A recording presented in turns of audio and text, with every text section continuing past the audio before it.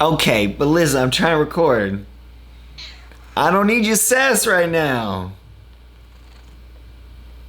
Is that's reasonable critique, admittedly.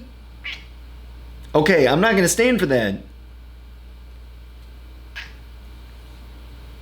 Welcome, my friends, to the 100 Wild presents Figure It Out, where I and my trusty sidecat Saga figure it out. Now, the idea for this series was inspired by a TED Talk that I saw while I was in the shower. Don't question it, by Josh Kaufman, called The First 20 Hours How to Learn Anything. And I was so enthralled by what it was that he had to say that I went out and picked up the book by the same name. This book is incredible and phenomenal at giving you the principles and tool set for understanding how to learn anything relatively quickly on a time budget. And we're all on a time budget. Generally, ballpark speaking, it's about 20 hours. I mean, there's some give and take in there depending on how you approach it and what it is that you're trying to tackle, but that seems to be the approach. I think all of us are hungry to learn something. So I highly encourage that you go out and pick up a copy of this book. There's an audio version as well, which you can find below in links in the description, as well as watch the TED Talk. I think it's about 20 minutes long, quick and easy to digest. Fantastic stuff. You've got the rest of your life to learn. Jump on it. So what I described about the TED Talk in the book, that's not the path that we're actually following here. It's not that I'm unwilling to spend 20 hours to learn something fantastic that I'm going to be carrying with me for the rest of my life. I think that's a bargain and a half. I'm just not ready to bring that to YouTube yet. All of this is still so fresh and new to me, and I'm still trying to figure it out. Creating pre-recorded content for YouTube is so different from the Twitch streaming life and production that I'm so used to. So what are we doing? At the heart of it, at the core of it, I think the intention here is to find something that I'm interested in learning or achieving or figuring out how to do. Something that will add value to my life or to my mentality and mind. Something that I want to incorporate into my home and figure it out. Figure out how it works. Figure out how to do it. Figure out how to make it, build it, achieve it, nail it out. It sounds simple enough. But really, I want to bring you along for the ride. I want to show you the process, the successes, the failures, inevitable failures, and all the struggles along the way so that we can share in that process and feel connected in it and learn something together. Learning doesn't have to be a solitary process, and I would argue that it's a hell of a lot more fun with other people. When we're allowed to just be ourselves, kick ass, fail together, find out that we suck at something, and be and feel supported along the way. I am here for that. So what are we actually figuring out today? Moss Terrarium. That's right, you know, the little self-contained moss mini gardeny things, you know? Nobody's doing this. Everybody's doing this. So let's start with some basics. What the fuck is a terrarium? Like I said, I think it seems to be like a little mini garden kind of a thing, in this case with moss in it. Let's see what the internet has to say. Terrarium, plural terraria, I like that, is usually a sealable glass container containing soil and plants that can be opened for maintenance to access the plants inside. However, they can be open to the atmosphere and are often kept as decorative or ornamental items. Bing! Thanks, Wikipedia. What else do we need to know about moss? It's used around the world as insulation, bandaging, padding, bedding, and even to put out fires. Some sphagnum mosses can absorb up to 20 times their own weight in water. I can relate in terms of coffee. In World War I, sphagnum mosses were used as first aid dressings on soldiers' wounds, as these mosses were said to absorb liquids 3 times faster, retain liquids better distribute liquids uniformly throughout themselves, are cooler, softer, and less irritating than cotton. What? It is also claimed to have antibacterial properties. Seriously? What does it not do? You can make bread out of moss? Since moss is such a special goddamn plant, I guess we gotta treat it right. What do we need for a terrarium and why? Let's take a look. We'll start at the bottom with pebbles. Pebbles go at the base level in order to provide drainage for your terrarium because you don't have any drainage holes in your glass jar in all likelihood. That's where the water's gonna go, where it's not interfering with everything else. Then we've got activated charcoal, which is supposed to be for reducing bad smells. When I say we've got activated charcoal, I don't mean I have activated charcoal. I do not have activated charcoal. I mean it's supposed to go on the list. I don't think it's probably that necessary. If you have an enclosed container, it might be, because you're going to be keeping that moisture in there like hardcore. There's not going to be a lot of breathability. But, you know, I'm sure we'll figure it out. If it gets too stinky, I'll definitely be reporting back to you guys. You'll know about it. Oh, you'll know. Oh. After that, we've got sphagnum moss, which we're going to apply the exact same rule to. We don't have sphagnum moss. The purpose of sphagnum moss is to go in between some soil and the rocks that you're going to put on top that's going to have the moss on it. I'm not using any dirt. It seems like it's too messy, and it doesn't really serve a purpose since I'm not putting other plants in there. No soil? Maybe no sphagnum moss needed. I don't have sphagnum moss. I have a replacement Spanish moss, so we'll work with what we got. We're also gonna need some stones. Now, why are the stones necessary? Well, on the one side, moss doesn't grow in dirt. I mean, it can, but it tends to grow on stone. It doesn't need any dirt at all. It'll just get its little mossy fingers locked into the surface of a stone. So that's what you're gonna wanna put the moss on top of. Plus, it creates a nice and interesting dynamic visually to the terrarium itself. You can think of it sort of like a mountain range or some hilltops or something. The next big ingredient here is the glass container. That's what our moss terrarium is gonna go inside of. There are tons of glass containers that you can buy on Amazon, even many specifically for terraria. But you can also just take any, semi-enclosed glass container at all, or even things like mason jars or peanut butter jars where you've scraped off the label or something in order to create a closed container too. Now you do want it to be glass because the glass not only allows you to see the fruits of your labor, you're trying to create the terrarium so that you can see it presumably, but also to let light in so that the moss inside can photosynthesize to keep itself alive. You don't want that moss dying, do you? That would make you sad. Well, it should make you sad. Be sad! Well, don't be sad right now, unless you're a moss murderer. You know who you are. Now, like we said, you've got two options when it comes to containers, closed and open. Closed containers allow you to keep a water cycle inside the terrarium itself. So when you go to water the moss in there, any excess water vapor gets trapped inside and sort of works its way through until all of it gets absorbed. You can water your moss in there far less frequently than if it's an open container, which is your other option, which is the option that I'm going with, where it's open air and any excess water vapor is free to move about the cabin, right? It can just leave at will, which means you're probably gonna have to water your moss a lot more frequently. Now, when I was looking around, I didn't see a lot of great options for an enclosed terrarium vessel. I think that there are some issues that arise with it, like there are some little like mini aquaria that have like a cap at the bottom or a plug at the bottom, and if you were to sort of take that for a terrarium, you'd be turning it upside down in order to put the stuff inside and then turning it back again every time you wanted to water it and to set it up, and you'd just be messing up the moss on the rocks. It seems like it would serve no purpose. The open air ones, you don't have to mess with anything that way, or if you've got a screw cap up top, I feel like that would look a little weird, right? But it would still do the job. On the other hand, there is possibly an option that I didn't see, but I safely imagine is out there, where you've got a little base and a glass top that goes on it. I've seen it for all kinds of things like display items and whatnot.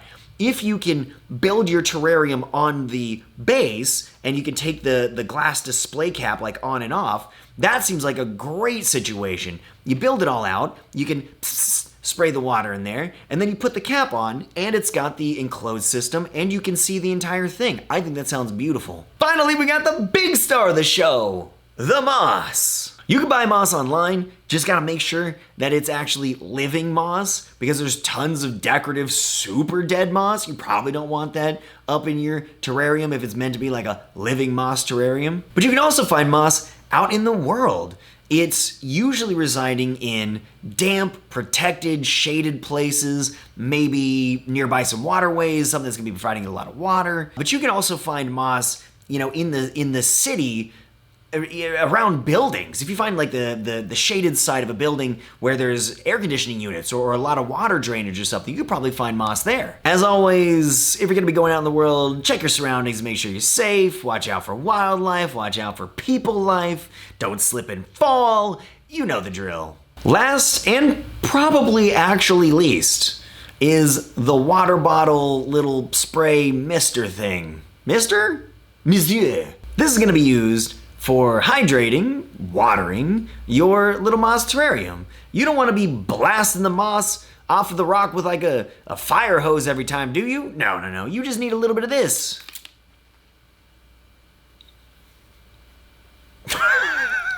Now, we've got all the knowledge, we've got all the ingredients, Let's get on with actually making the moss terrarium. All right, let's go. Everything is washed up now. Time to get into the good stuff. I expect this process to go relatively quickly, but you never know what problems you're gonna run into. We got the terrarium bowl. Gonna be putting the pebbles in at the bottom, right? Dropping those in first, followed by what would be sphagnum moss. What in this case, working with what we got, is the Spanish moss as another layer right on top of the pebbles. Then we're going to be putting the larger stones on top of that and configuring those in a way that will create the composition of the terrarium itself. I have the recently washed and mostly dried pebbles right here. I think we're not going to be using all of them.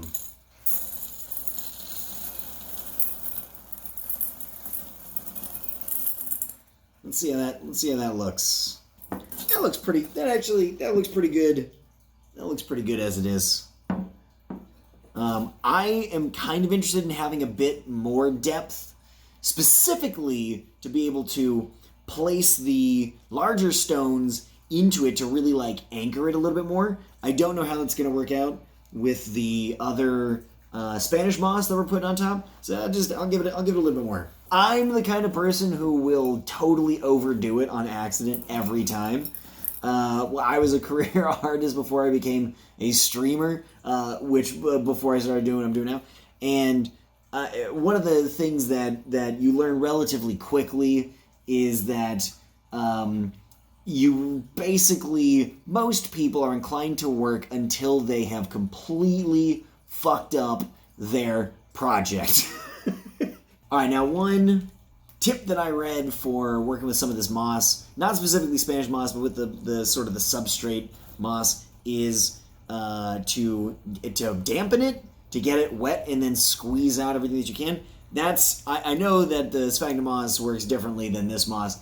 I'm gonna do that anyway, because I don't want it to be like all dry and crunchy when I'm putting the other stones in there to get them like secured. I want it to get moist, damped, so that when I get the larger stones in and press them down into it, that it sort of like molds into, right? Like it kind of like forms up and wants to hang on to it a little bit more. Okay, let's see. Before I do that, I think this will actually be pretty good. I think this will be pretty good as is. Now I think I'm going to just use this spray bottle, the one that I'm going to be using for watering the moss as time goes on.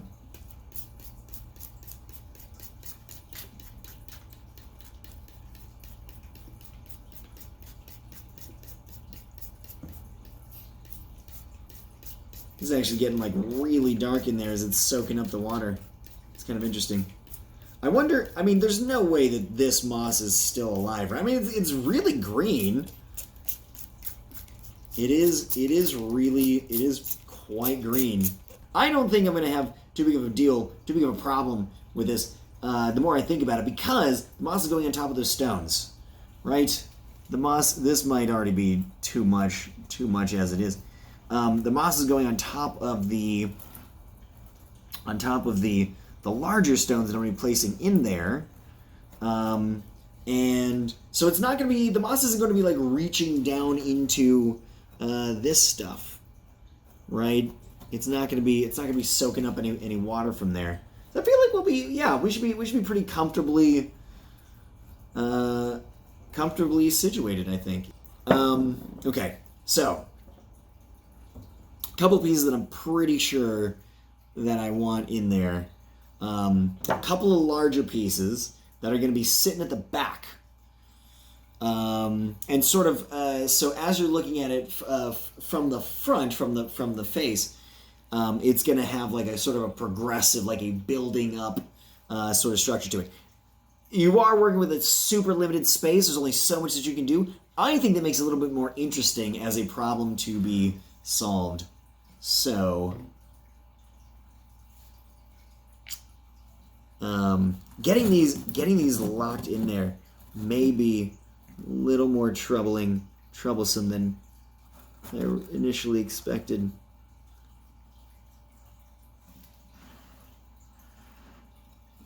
I do want to make sure that they're good and anchored, so if they get bumped, I got two cats. They love bumping stuff. What is with cats and bumping stuff? Whatever. I want to make sure that this doesn't get completely annihilated by the gatos. One of the more interesting elements that I don't think I'm going to be able to work with here, of some of the shan shui, the traditional Chinese landscape painting that I was talking about, is sort of a diamond shape, where you'll have mountains that are building up in the background, and then some forestry in a valley in the front that creates a really clear diamond. I was thinking about trying to play with that a little bit here, but there's like in this, there's this limited room. This is what I was talking about, though, with the inspirations that you can pull from all over the place. You just like play with some of the shapes and the configurations. You got total freedom within the limitations of the confined space, obviously, and the materials you're working with. But outside of those extraordinary limitations, you have, no limitations, right?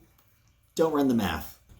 We do have, in terms of the composition, we do have a lot of weight on this one side, and now we're going to have a further away, smaller counterbalance to hopefully round out the composition just a little bit. I like it. These are the stones alone. This is not with the moss. The moss on here, initially at least, may throw a wrench in the some of the value of the composition that we have created here. As it grows and sort of shapes onto the stone, I'd be really interested to see how the progress ends up shaping out the sense that you have of the composition itself. Now, perfect. And now this is interesting. With the moss underneath, it does steal a lot of this color. I think I'm going to take the moss out. I think I'm going to leave the black stone. This is risky. This is risky because all of the, like so many of the bits of information that I read all said to use moss on top of the stone. They all did. I don't recall why. That is probably a fault of mine. That one's going to be on me. But aesthetically, I think the darker substrate, with the stones that we have in there, is going to look really significantly better with the moss on top than having this roughly same colored moss that's just below the stones. We're mostly looking at the exact same color that's spread throughout the whole thing. I definitely can't say that I'm a fan of it. Let's go ahead and work this back. All right, let's see. How is it? Not as good as it was. That's kind of interesting. That is kind of this is gonna be one of the situations where I nailed it early, reworked it, and then just can't find it again. Let's see. Is it okay? I need to not be a doo-doo head. I think I got it. I think that's the one. Entirely possible that literally everybody else looks at this and sees no difference from what I had before. I definitely love it a ton more with seeing it without the underlying moss than Spanish moss. Instantly, I am significantly happier. Let's see. Get a little bit growing on the top here. Get some growing off over on this piece. Yeah. I don't want to destroy my composition on accident because I got to move stuff around a little. Come on. Just get in there. What you want? All right. That's not bad. Okay. I think I can work with that. Yeah. Hey, how are you feeling? You're the star of the show. How are you feeling? Oh, you're digging it? You are. All right. Well, you're welcome. No need to heap so much praise on me, but flattery will get you everywhere, boss. I can tell you that much. I think I like it with these two basic bits. Another point here too, I can always add more moss. I can get more moss, I can apply more moss, and if I'm treating this right, and I think it would take a long time, but this moss is also going to grow. I may even have to trim it and shape it over time. But I can always add more later. If I decide that leaving these two here is insufficient, that as it starts, bonding to the stone, that it just feels a little too empty, a little too naked, sort of like my beardless face. I can always go back and add more. I think that's fantastic. That's a great recognition. I'm actually kind of proud of myself for it. And I think I'm going to want to return to this a couple of times and trim off some of the pieces of moss that are maybe, there's a little branch that goes out here, a little bit that goes out there, sort of, messing with the overall composition, the overall design. Could just take some little scissors from, you could probably take regular big ass scissors, but little scissors from a little Caesars, little scissors from a multi-tool or something, and just trim off a couple of extraneous bits. I am definitely pleased. There's a bit of water hanging out in the bottom, not too much. Point of the stones in the first place. The point of the pebbles. I think we're looking pretty good. I imagine over time, gonna get a little bit of dirt hanging out. Some minerals from maybe the water, even though there's really soft water here. So the minerals from the water getting, collecting along the outside as there's extra spray and stuff. Probably have to go in and tidy that up a little bit. But I think that I am pretty remarkably pleased with what we have right here, right now. This was a one-day project. Other than getting the glass bowl, which I got well in advance, I got a long time ago. Other than the glass bowl, I collected the pebbles bought the base moss, which I ended up not using anyway, ultimately in this one. Maybe I would have if it were the sphagnum moss, but yeah, we had to work with what we had. Collected the larger stones, which we used as the foundation upon which to put the moss, which I also grabbed today. This is probably the kind of thing that, were I not to be filming it and walking through this entire process, start to finish, on as a production, this would probably take me, a quick 2 hours.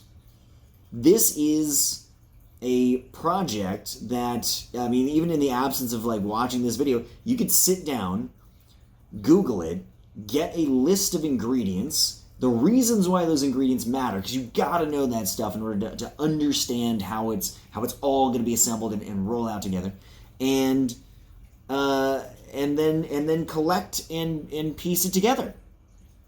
Pretty damn good. And you do this maybe a couple of times a year. You round out, and maybe you liberate the moss that you've been growing over the last year and create a new terrarium using the same glass base, and you can sort of continuously shift this, keeping the moss alive if you want to. Setting it free on some poor unsuspecting stone or dead tree outside, and sort of keep that party rolling for yourself. That's really cool. This is I'm I'm really goddamn pleased with this. I am so excited with this. I'm not excited about finding out whether or not my cats love chewing on moss in terraria that are totally open for their little kitty faces. Yeah, I'll keep you updated. Well, that's gonna do it for the pilot episode of Figure It Out, where I guess I kind of figured it out. Success! Victory is mine! If you like what you saw, give it a like. If you got something to say, drop it in the comments. And if you want to get more of stuff like this or any of the other fantastic content that we are and intend to produce, hit that subscribe button if you want to make sure that you're notified when our content goes live, when the videos get posted. Ring that notification bell. It'll let you know with the details. Thank you so very much for jamming out with me on this pilot episode of the Hunter Wild Presents Figure It Out. Now I gotta go free the rest of this moss. This guy needs a little bit of liberation. I shall be your savior, even though I did in fact steal you from your home rock. I apologize for nothing. These people, they needed it. They're hungry. Nobody asked for this, but I did it anyway.